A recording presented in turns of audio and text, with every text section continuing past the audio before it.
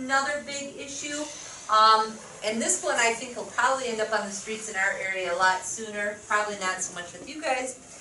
You know, all the gunshot wounds that you guys have in this area. Talk a little bit about map reading. I took out transvenous cardiac monitoring. There is just, that was one of them, and I'm going to have to remove that statement. That's one of the skills that they were talking about. There is no way on God's green earth that we're even going to talk about or even remotely come with that.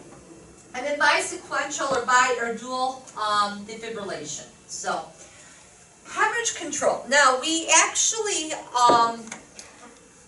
we were not allowed for the longest time, according to our medical control, to be able to use hemostatic hemostatic agents, meaning the quick clot, the combat gauze, all of those devices we had, or equipment, we had said no, and that really came down because of our trauma docs. Our trauma docs were thinking old school, like we were going to pour powder into a wound and that was going to be it. They were going to have to irrigate it.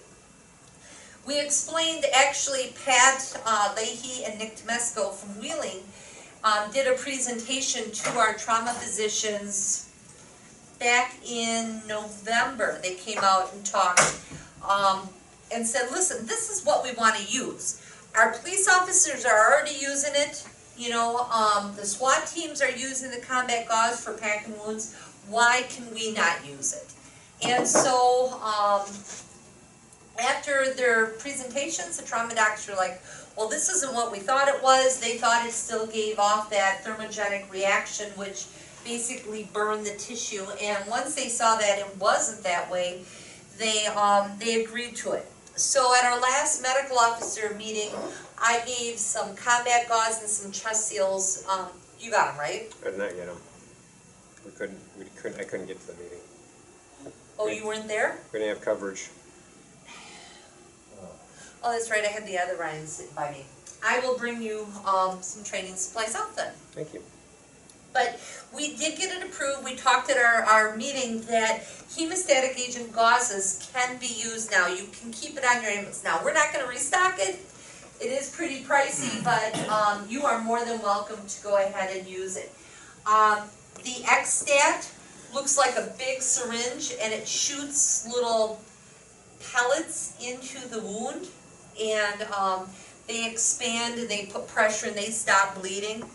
That was something that was discussed. The trauma docs don't want that one, even though when you take an x-ray, you can still see all of the pieces that are actually in you, but our docs don't want to have to go searching and fishing for all of these extra little pellets. So we did go ahead and consent that we would stick with the combat gauze, and it can be used for a lot of different things. Biggest thing to remember when we talk about hemorrhage control is that direct pressure first and foremost. You know, a lot of times we start direct pressure, and then after about a minute we're like, okay, it's still bleeding. Direct pressure can take up to 3 to 5 minutes to actually slow bleeding or stop bleeding. Hemostatic gauze too, same thing. You put hemostatic gauze on, or a piece of quick clot or whatever it is, you still have to hold direct pressure for at least 3 to 5 minutes. But now you said you just finished the police academy? Correct. Did you guys go through this in your police academy, the combat gauze and the tourniquets and everything? For they chose in the gunshot wounds actually stuff it in there and then wrap it. Yeah, and that's actually what, you know, the big thing, the gunshot wounds, the stab wounds, any penetrating trauma in the thoracic or abdominal area, you can unravel this combat gauze and just start pushing it in. So I got a video here for you.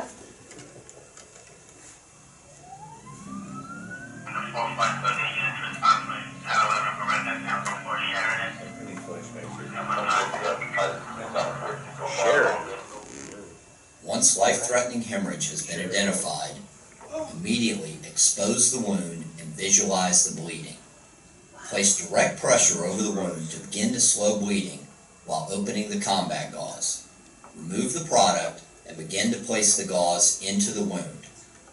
It is important that you place the gauze deeply into the wound and into contact with the arterial or venous breach. Simultaneous with packing the wound, utilize your other hand to maintain direct pressure over the wound so that clotting may begin. Why not? Continue to pack the wound with combat They're not gonna gauze just until lay it there is and let you filled. do that. No, Large wounds may even require more than one combat gauze to Oh, God. completely pack. Continue to pack until no more gauze will fit into the wound. Any remaining gauze should be placed over the wound and used to apply pressure. Pressure may be required for up to 3 minutes for clotting to occur. While applying pressure, scan the patient for additional wounds that may require treatment. Once clotting has occurred and bleeding has stopped, wrap the wound tightly with a pressure dressing to maintain pressure and keep the wound free of contaminants. Once the wound is completely dressed, take the empty package of combat gauze and place it under the dressing so the receiving personnel will know that a hemostatic agent has been used. In rare instances, active bleeding may continue even after your initial application of combat gauze. The probable cause of this is failure to place the hemostatic agent into contact with the source of bleeding. In the event that prior attempts at stopping bleeding were ineffective due to improper product placement or other factors beyond the caregiver's control, any combat gauze or standard gauze in the wound should be removed. Excess pooled blood should be swept away. The point of bleeding should be visualized if possible, and fresh combat gauze should be packed into the wound consistent You guys are a with bunch of product instructions. pansies. Remember that once the new combat gauze is put in the wound, you must still apply pressure Can you just put some before Durarock in proceeding there or with the something? application of pressure dressing. Oh my God, that's horrible. Great stuff. Some 5-minute Great stuff. joint compound. Sorry, that thing I just Alright, jammed in your so- leg's not working. I gotta pull it out and do another one. Why would you not do that? Yeah, it's signals. You know what kind Of of all the things that you guys do and you see, Unless that guy is unconscious. Yeah. If someone was doing that to me, I'd be like choking him. yeah. I mean, honestly, yes, it's gonna hurt like hell. There's no doubt about that. But, I mean, I don't think you guys probably have enough fentanyl and morphine on your ambulance to push to make it be that bad. But, you know, putting direct pressure on the wound too is gonna be extremely painful. I mean, either way, but Yeah, but you're not sticking your fingers in this. Yeah, it's pretty good. that's hideous. Like the dike, putting your finger in the dike. Just all there. yeah. Well, and for years, we actually have been teaching to pack wounds for like the last 7 years, and everybody, nope, I wasn't taught that. I am not doing that. And it's like, if you have a laceration over the abdominal area, putting direct pressure is not going to do a single thing for it. They're going to bleed out on you. They're going to die. You need to make sure, and actually with that hemostatic agents, you know, putting it in comes in contact with the bleeding, that will actually slow or stop the bleeding. If you don't have the combat gauze, the quick clot, you can actually use regular cling for the same purpose. It's going to start building up pressure on that bleeder and cause the internal direct pressure at that point. So yeah, use it for any open penetrating trauma. Anytime that you suspect massive internal hemorrhage is occurring, arterial bleeding is occurring. You know, they did it on the leg. What do we have to stop bleeding on the leg? Tourniquet, yeah. We can go ahead and use a tourniquet instead. I would actually prefer that you try the packing of the wound first before you go directly to the tourniquet, but, you know, give it a chance to work. And again, I know that a lot of services are putting, do you guys have the go bags? You have the one go bag that we gave you. Do you have your own active shooter bags? I guess I don't know who gave us what. So we gave you a black backpack, one for, Yeah, we have that. and then all that we put on there, I think, was cling and tourniquets. Maybe Israeli bandage, the Alaris bandage, something was in there.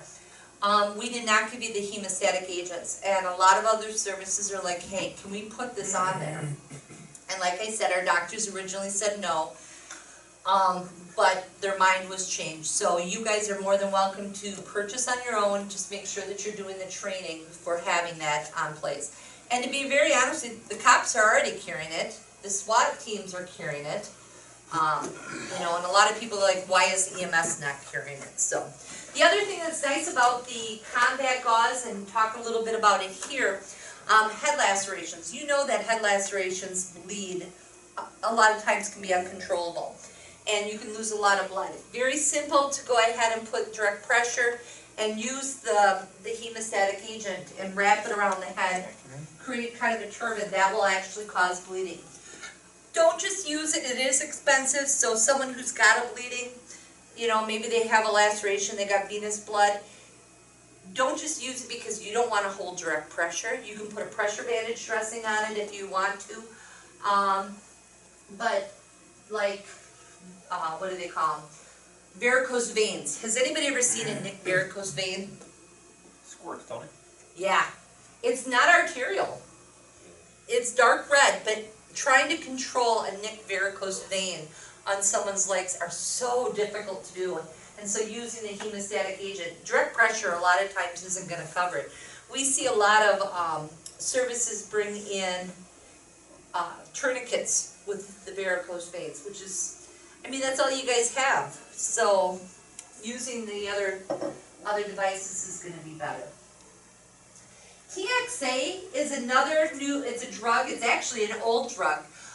It's been used to do a lot of different things, mainly to stop bleeding. The military has done a lot of research on this. It really,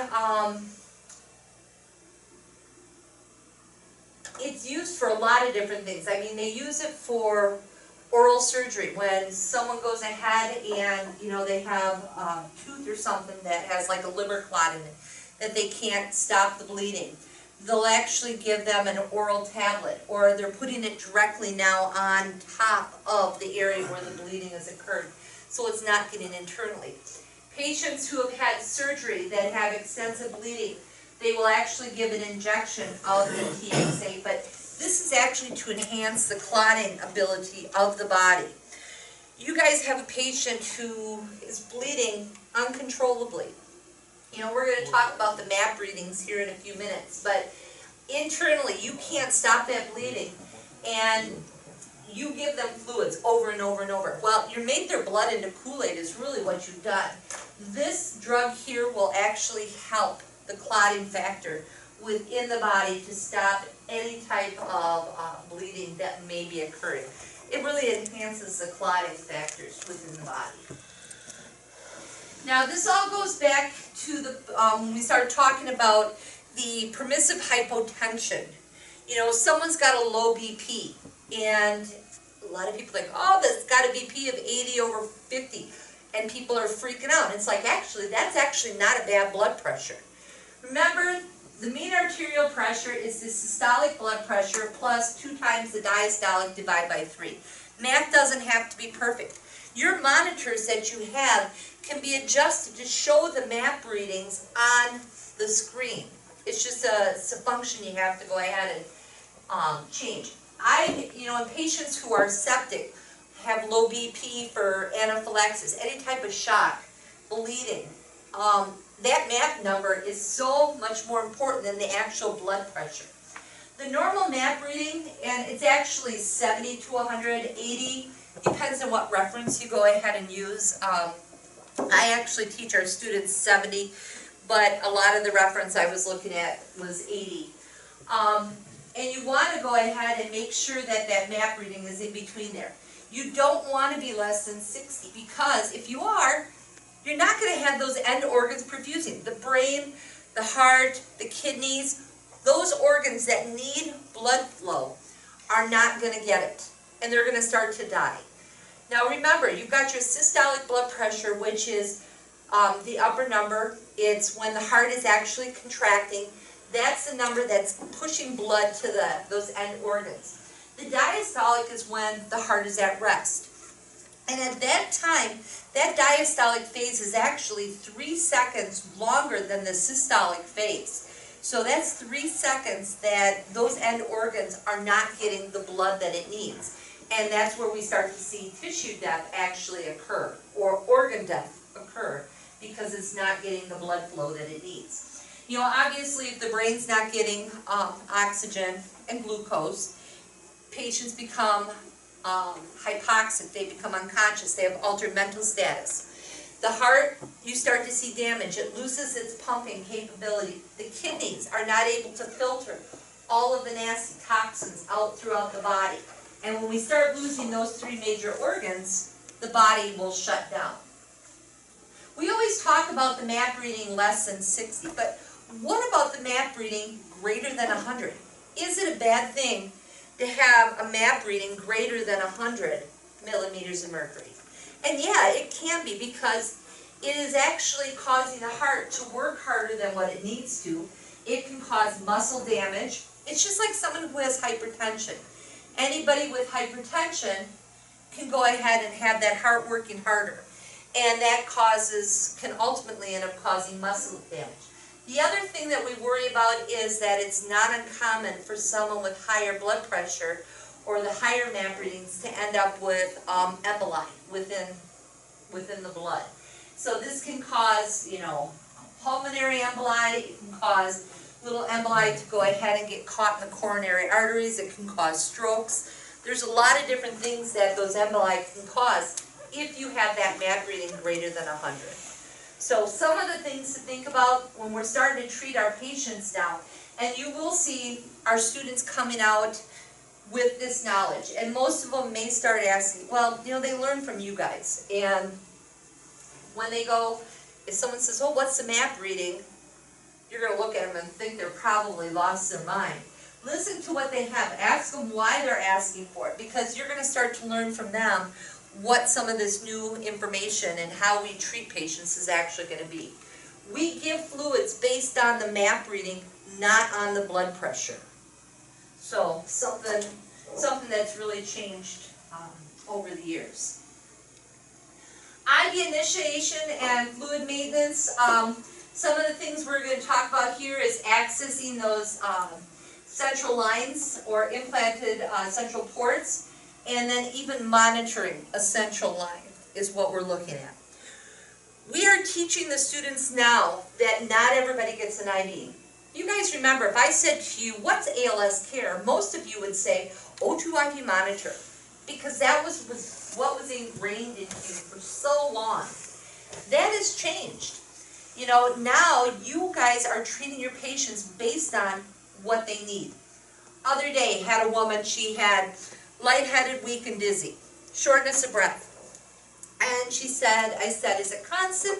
She goes, no, and I get up and walk across the room. I says, well, what kind of health history do you have? And she says, well, she had none. And I says, well, you got a pretty good zipper. And she says, oh, I know. She goes, I had a valve replaced. And I says, okay. She goes, but they keep telling me I have AFib. And I'm telling you, I don't have AFib. I'm like, all right, well, you're getting a 12-lead. I said, if you have exertional shortness of breath and undiagnosed AFib, then let's run a 12-lead. So we were talking to her a little bit, and pressure was good.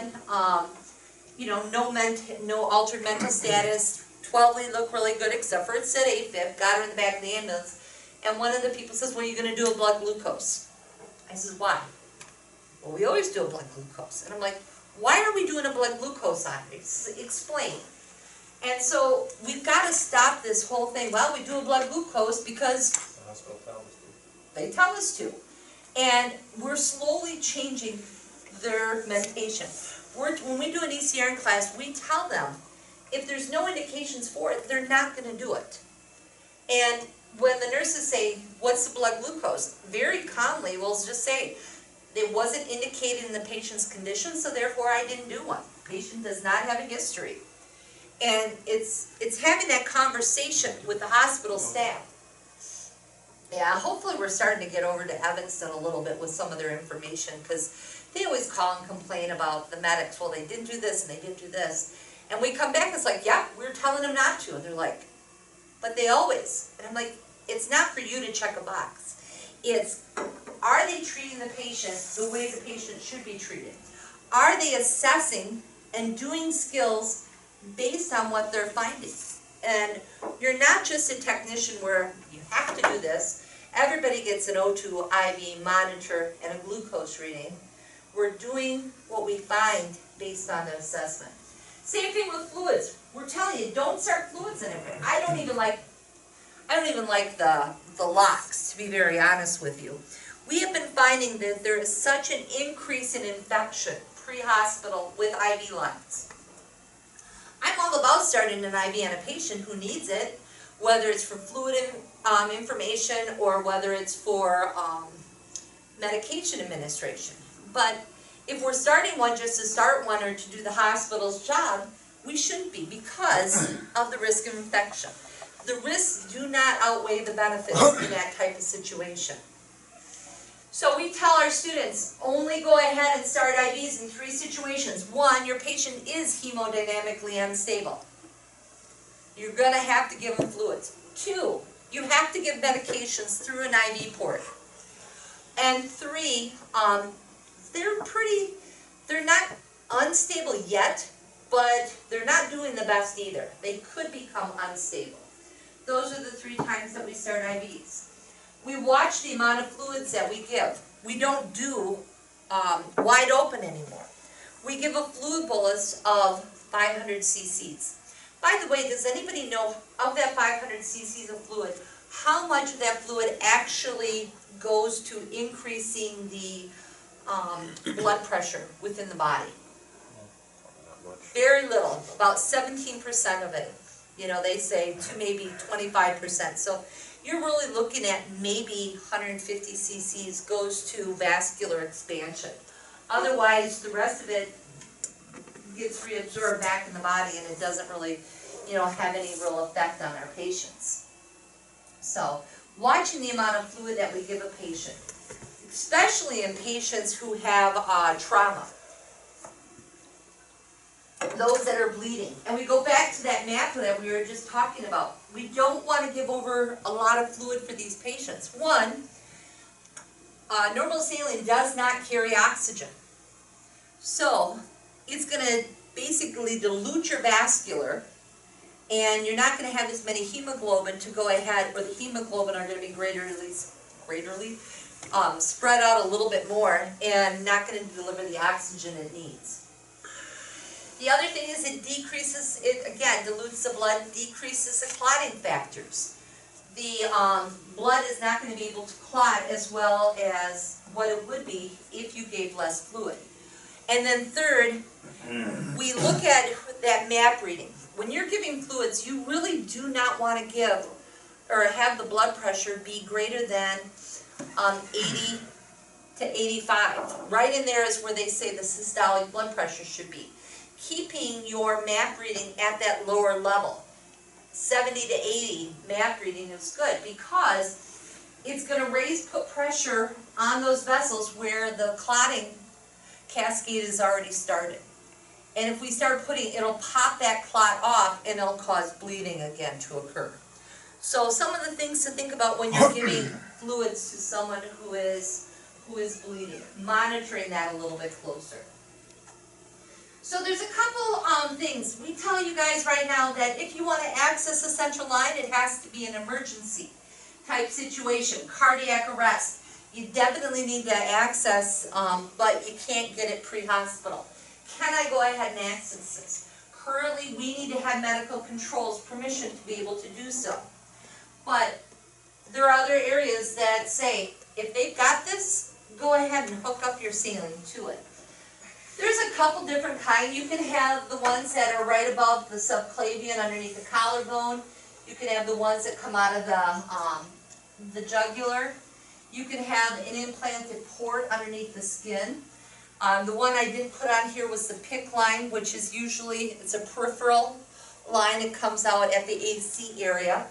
And they put these in place for those that are going to need access constantly. Someone who's receiving chemotherapy, someone who is receiving dialysis, someone who is receiving constant medication administration will end up getting a PICC line. Certain medications like Levophed, they will put this in place because Levophed is so hard on blood vessels. So what happens is these catheters, They come and they sit right at the top of the right superior, or the right vena cava. And they sit right there so it can go right into the heart. So some of these medications that may damage a blood vessel, it's not going to do it because it's going directly into the heart. It's getting it right into the central circulation. It's going to go in, it's going to get reoxygenated, and get sent back out throughout the body. These Mediports are nice because someone who has to have constant medication or an injection of medication, there's a little rubber stopper right on this. And you kind of use a template, you feel for the rubber stopper. And there's a Huber needle, which is a needle that's at a right angle. You insert it right into that through the skin, and then you can go ahead and administer the medication. Now these Mediports, these do not have a collection chamber to go ahead and fill it up and let the medication drip out into the body. These are only if they're going to administer medication, they have to use a syringe to push it into the central system. There are different things. I mean, I myself have an intrathecal pump, which is very similar to this, except for it's about this big around, and it has a reservoir. And it's battery operated, so it constantly pushes the medication that's in this pump out to the rest of the body. These are not like that. Which one of these tails? We've got ones that have 2 tails, we've got ones that have 3 tails on them. Which do we access? On each one of those tails is the word either distal, medial, or proximal. And what that is correlating with is on the end here, there's little holes. There's a proximal hole, which is, remember, proximal meaning closest. Medial hole is the middle hole, and then there's another hole, which would be the distal hole, furthest from the end. Why is this important? Because of the fact the way the blood flows over those holes. What's a good clean blood sample?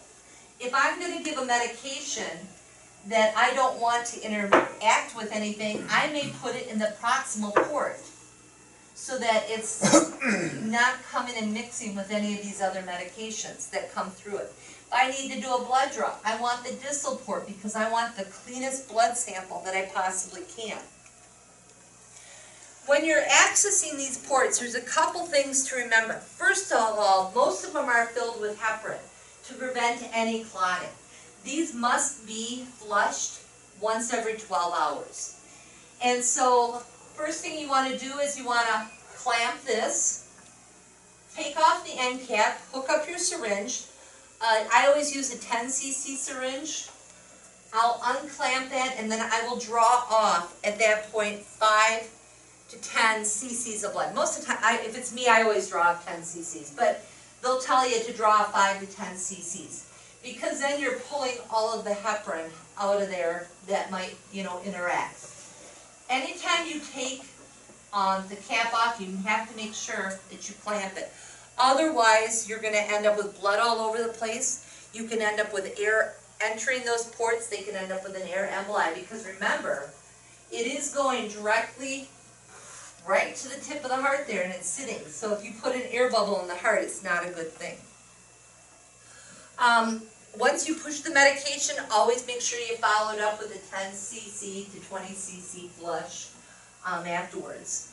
And then we don't have heparin on our rigs. Make sure you let the hospital know, hey, we access this, it's just saline in there. Some of the things to look at if you are monitoring this, take a look at the site where it enters the skin. We're looking for any signs of infection. Make sure that the tubing and all of the ports are tightly secured. There's no holes in them. If we have a hole, or you find that there is something leaking, this one goes in here, along this tube somewhere, you're going to need to clamp it. Make sure that, no air is getting into that catheter that goes directly into the heart. But, yeah, don't be afraid of asking to access these. Honestly, if someone's got a central line in place and we really need IV access, most of the time they've got this in place because they are a very hard stick.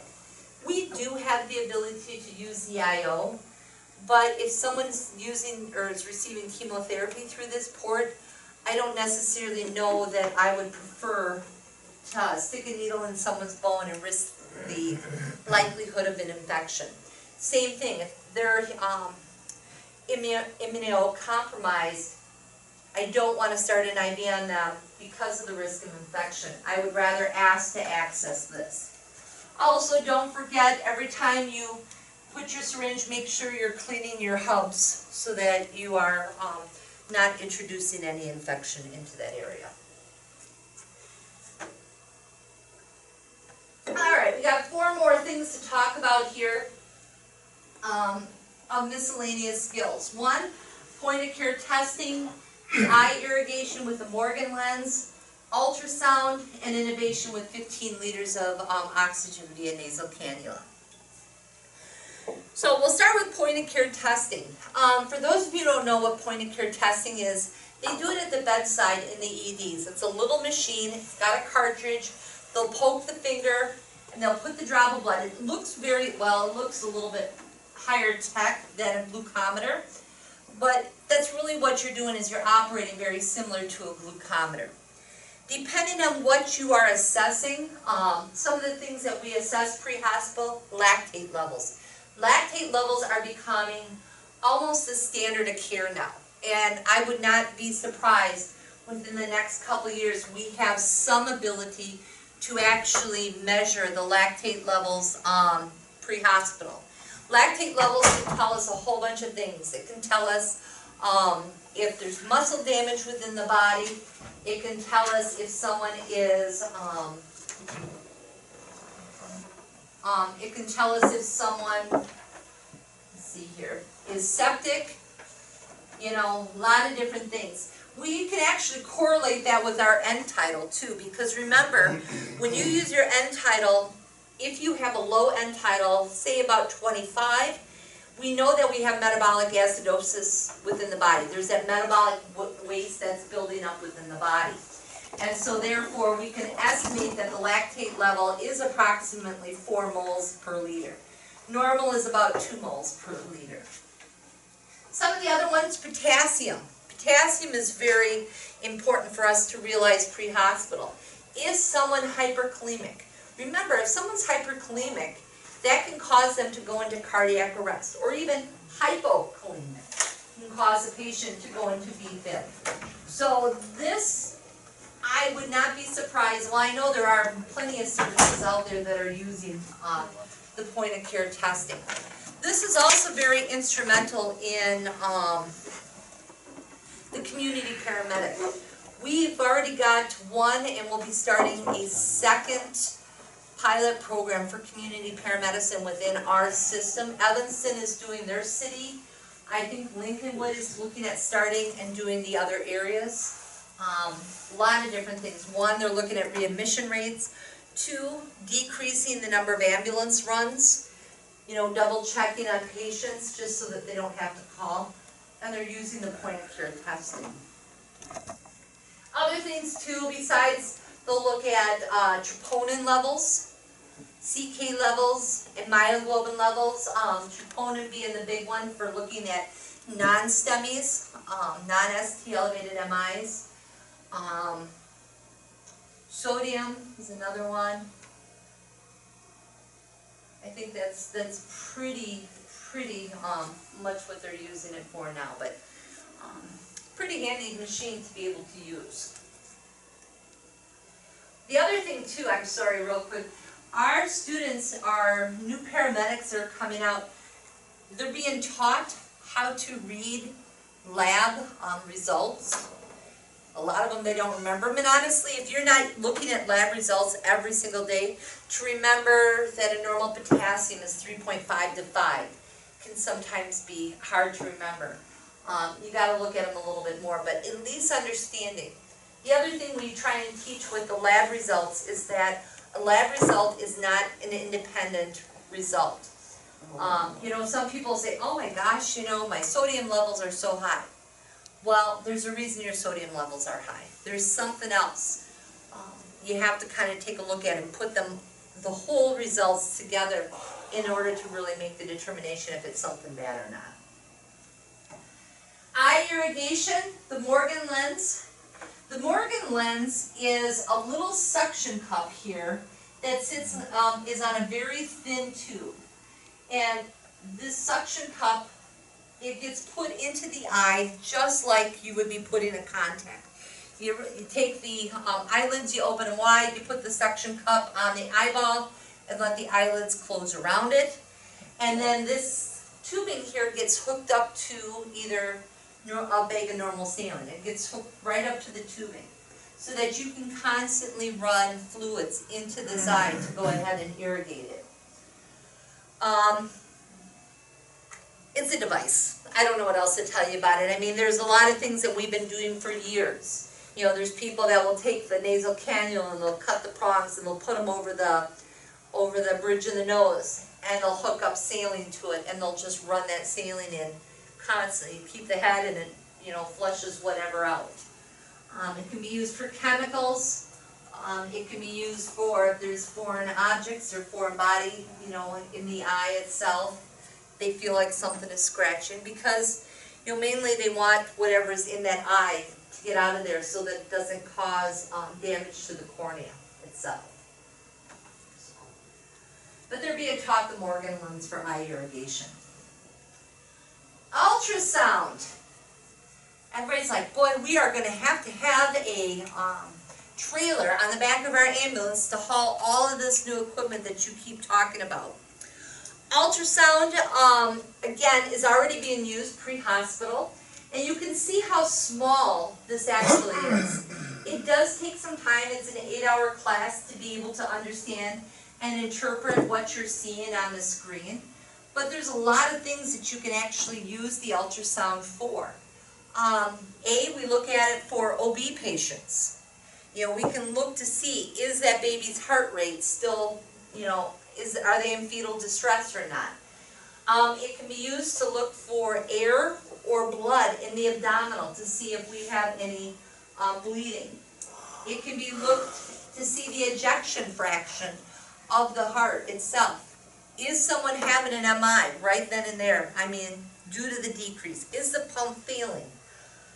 Yeah, there's a lot of things too. Aortic dissections. Let's see here. Look at pericardial infusions, aneurysms, ejection fractions, elevated intracranial pressures. It can look at the lungs for looking at shortness of breath. It can look for clots in the deep vein thrombosis. It can look for fractures within the bone. So this device, there's so many different things that you can look at by using it and help diagnose your patients pre-hospital. So, yeah, then you can make the determination, am I going to need to do a pericardial synthesis? You know, do I need to do a needle decompression? It can help verify tube placement also. So, yeah, there's a lot of things. It is a device that is going to take, obviously, more education, and I went to the 8-hour class for it. I walked out of thinking, oh, I know how to use this, this is great. I didn't touch it for a month and I was back to square one again. You know, it does take some skill to be able to go ahead and use the device. But it's, you know, can really help out in some situations. Bisequential or dual defibrillation. This is actually taking 2 monitors and hooking them up to the patient. We normally put the pads where the blue ones are with one monitor. Then the second monitor, you put the pads front and back anterior posterior. And this is actually for the refractory ventricular fibrillation. Means you've done everything for this patient. You've been shocking them, you've been giving them meds, and they stay in VFib. You can't get that VFib to break no matter what you do. So, yeah, the other way you can do it, you can put pads right next to each other too. That's most of the time they like this one because then you've got it going this way through the heart and you've got it going front and back through the heart. So, it seems to be.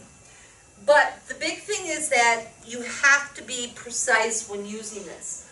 We are actually using this in the ER. One of our students last year, we We had just finished training on how to do this. And they were running a cardiac arrest in the ER. And one of our students last year says, you know, I just learned dual defibrillation in school. What about, and thank goodness the doctor knew what he was talking about. And the doctor's like, yeah, let's go ahead and try it. So they brought in another monitor and they gave it a whirl, and they actually were able to break the defib. The guy got a pulse back and he lived for, I think it was another 36 hours, somewhere right around there, and then died. But he at least was able to get a pulse back for a Rack time. up a few $1,000. Yeah. What's that? Monitors You out. live long enough to get some more hospital bills. But with this, so you get your monitor, you're going to put it at your max joules, 360 or biphasic equivalent. And then if Ryan and I are doing it, the monitor, I'll be pressing the shock button, and it's going to be 3, 2, 1, and then it'll light them up. Okay? But it's actually pretty cool to watch. And I've done it maybe 4 times. Out of the 4 times it's gone, I've seen it work once. I know it worked in the ER, I didn't see it, but in the field, we use this for refractory defib. I've seen it work once, so I guess that'd be, in what in my eyes, 25% success rate. Now, is it increasing the likelihood that they walk out of the hospital? There's not a lot of data on that. But at least for right now, we know that it is breaking the cycle of the ventricular fibrillation and at least allowing them to gain back a regular rhythm. So, all right.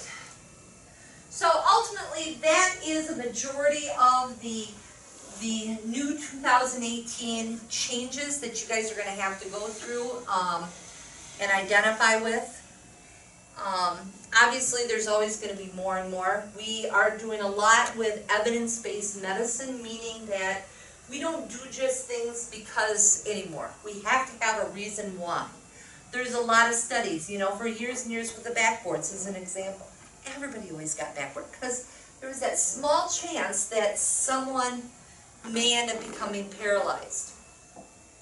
Well, you know, through the research, we found that that wasn't necessarily true.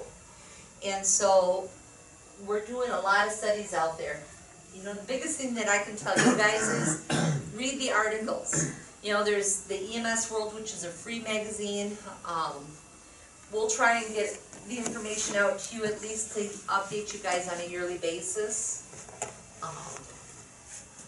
Is there anything that you guys, I know you don't have students all the time, but is there things that you've heard the students say and you think, what the heck are they talking about?